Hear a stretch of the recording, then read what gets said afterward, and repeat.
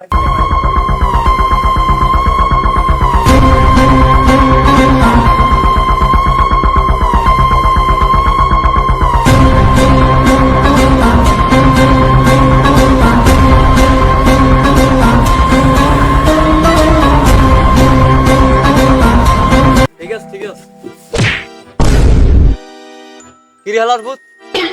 হইছি একজন গ্যাংস্টার, তোরা কি আমার একটু সম্মান দিবি না?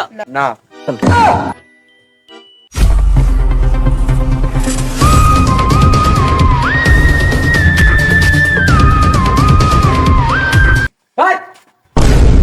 সিআইডি অফিসার কি ডান্স এই ক্লাব ভাবছো?